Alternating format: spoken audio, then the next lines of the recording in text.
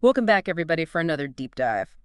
This time, we're looking at growth stocks for November 2024. Right. And to help us with that, we're using a Forbes Advisor article that was published just last week. Okay.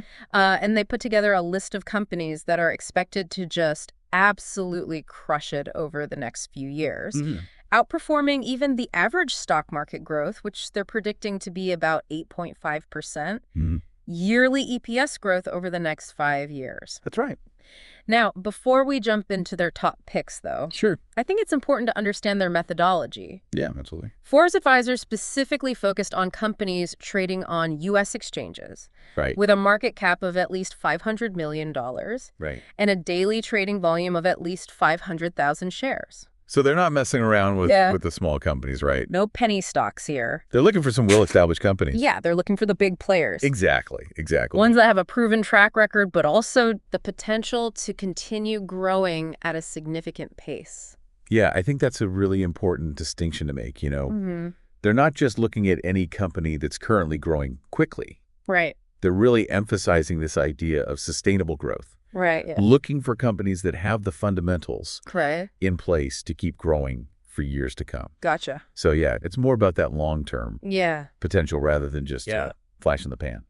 So to help them narrow down their list, they used 4 key criteria. Right. First, they looked at companies with strong forward growth expectations, Okay. meaning they needed to be projected to have at least a 20% yearly EPS growth over the next 5 years. So pretty significant growth rate there. Pretty aggressive, yeah. Absolutely. Then they looked back at their history, their track record, Right. requiring at least 20% earnings growth in the past year as well. Okay, so they're looking for companies that have actually demonstrated that they can achieve that kind of growth. Exactly. Not just hoping for it. Yeah, no pie in the sky. Right.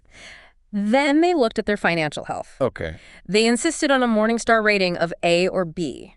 So making sure that these companies are financially sound. Yes. They're not. They have a strong foundation. Exactly. They're not overly leveraged or anything like that. Yeah, they're not going to crumble under the slightest pressure. Right. And then finally, they factored in the buyback yield. Buyback yield. Okay. Yeah, that's one I always have a little bit of trouble wrapping my head around. Yeah, it can be a bit of a tricky concept. So can you break it down for us? Sure. So imagine a company is baking a pie. Okay. Representing the entire value of the business. When a company buys back its own shares, it's essentially taking a slice of that pie off the table, leaving fewer slices, but making each remaining slice larger. So everyone who already has a slice gets a bigger piece. Exactly. And that's good for those shareholders Gotcha. because their ownership stake increases. Okay, so buyback yield is essentially a measure of how much a company is increasing the value of its existing shares. Exactly. By buying back some of those shares. That's a great way to put it. Okay, now I get it. So Forbes Advisor set the bar at 0% or greater for this metric. So they're looking for companies that are actively using buybacks Right. to boost shareholder value. Exactly. And that makes sense because why wouldn't every company do this? Well, some companies might prioritize using their cash for other things, Okay. like research and development, acquisitions, Okay. maybe even paying dividends. Sure. But buybacks can be a really powerful tool for increasing shareholder value. Right. Especially for companies that have... Especially if you're already growing. Exactly. Actions. So it's one of the factors they considered in picking these companies. So we've got these 4 main criteria. Right. But they also specifically excluded companies that are heavily tied to economic cycles. Yeah, they wanted to steer clear of those boom and bust types of companies. No roller coasters here? Exactly. They're looking for those steady climbers. Gotcha. The companies that can deliver consistent growth. Right. Regardless of the economic weather. Less flash in the pan. Right. More marathon runner. Exactly. Okay, I'm ready for the main event. Right. Let's dive into these top 10 growth stocks. Starting strong, we have the Vita Coco Company, Inc. Okay. Ticker symbol COCO. Vita Coco, the coconut water. That's right. They went public back in 2021. Okay. And their performance has been anything but mellow. Yeah, I feel like I'm seeing their products everywhere these days. You're definitely making a splash. So what kind of numbers are we talking about here? Well, analysts are forecasting an average annual EPS growth of 104.1% over the next 5 years. Wow. That's huge. That's a lot of coconuts. And their current 1-year EPS growth sits at a whopping 313.6%. Wow, they're not messing around. No, they are not. And they have a B financial health rating from Morningstar. Yeah, which is pretty solid. Okay, not bad at all. Especially for a company that's relatively new to the public markets. Right. It shows that they're managing their finances well. Okay, but I am curious about this high PE ratio of 41. Yeah, that is something to consider. Yeah, what's the story there? Well, a high PE ratio can indicate that investors are willing to pay a premium for a company's future earnings potential. Gotcha. And in Vita Coco's case, I think it reflects the market's belief in their ability to continue capturing market share in the rapidly growing beverage industry. So it's not just about their current earnings, it's about their potential to continue growing in the future. And their strong brand recognition definitely helps with that. That makes sense.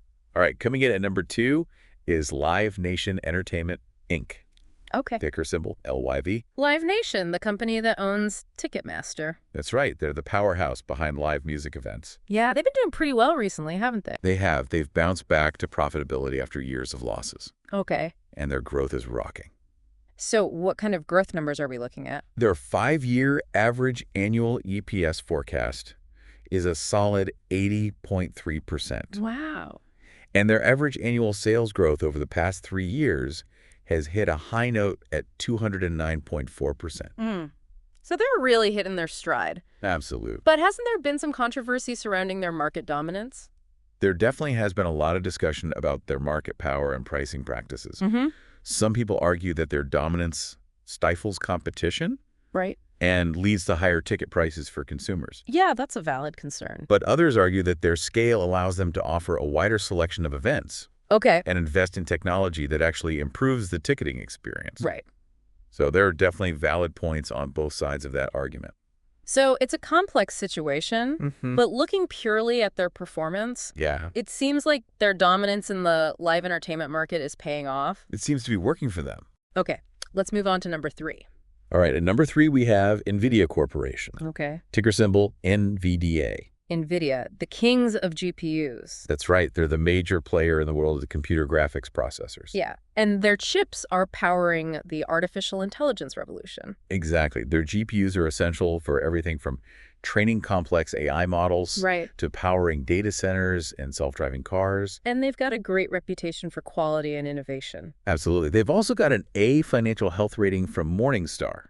Wow, so they're really firing on all cylinders. At a buyback yield of 0.6%, showing they're putting their money where their mouth is. Okay, so their growth numbers must be pretty impressive. They are. Their 5-year average annual EPS forecast is 46.5%. That's huge. And their current 1-year EPS sits at a staggering 521.4%. That's insane. Yeah, they're really riding the wave of the AI boom. Okay, but that kind of growth comes at a price, right? It does. Their PE ratio is a lofty 71.9. So investors are really betting big on their future. They are, but with those growth numbers, it's not hard to see why.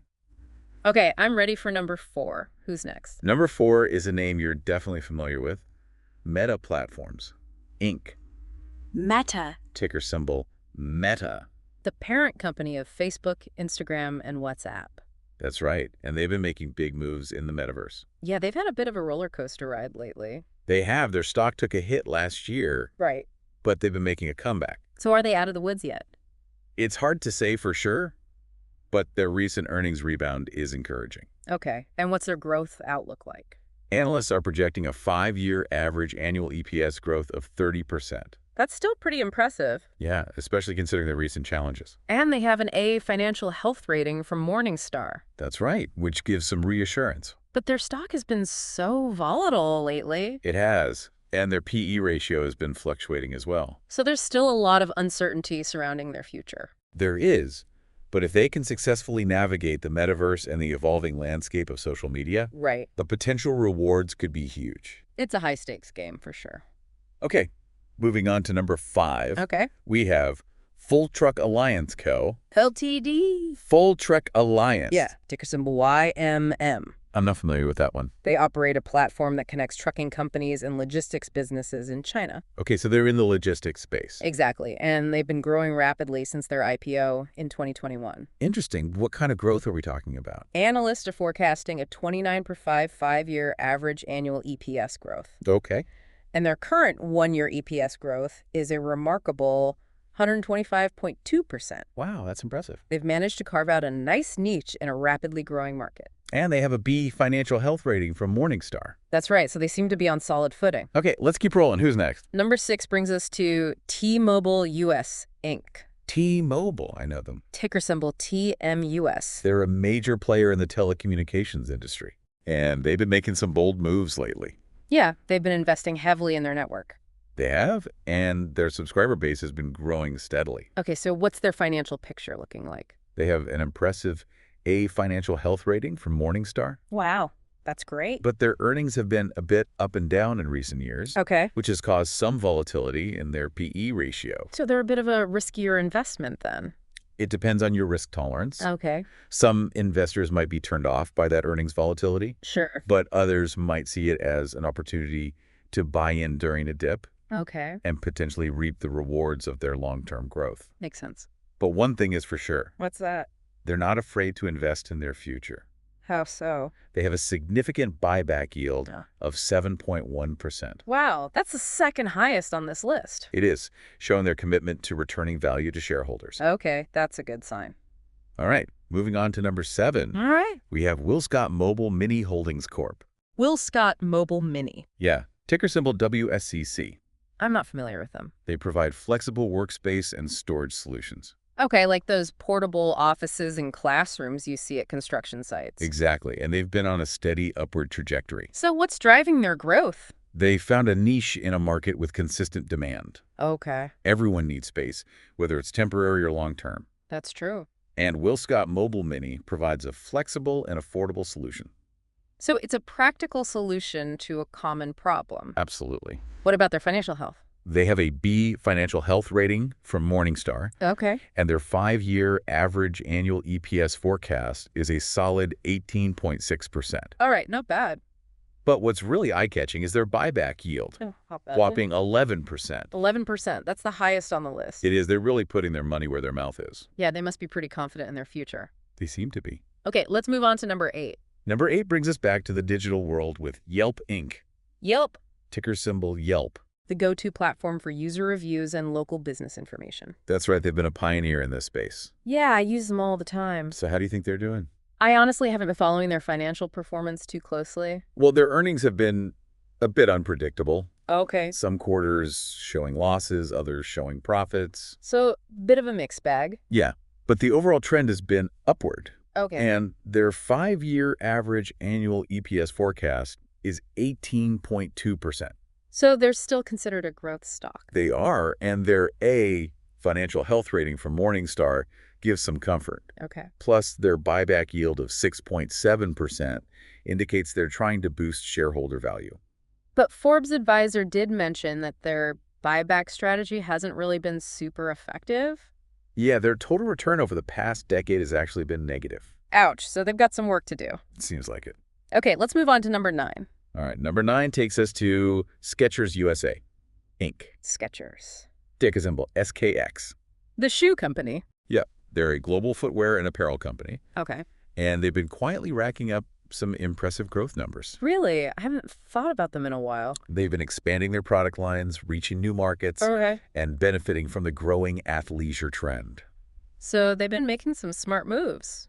It seems so. Their sales have been increasing by an average of almost 20% per year. Wow. For the past 3 years. Okay, so what about their financial health? They have a B rating from Morningstar. Okay. And their stock performance over the past decade has been stellar, Really? averaging a 20.2% total return per year. Wow, that's impressive. It's a reminder that sometimes the best growth stories are the ones that fly under the radar. Okay, we've reached the final company on our list. All right, last but not least, we have Insulet Corporation. Insulet Corporation. Ticker symbol PODD. I'm not familiar with them.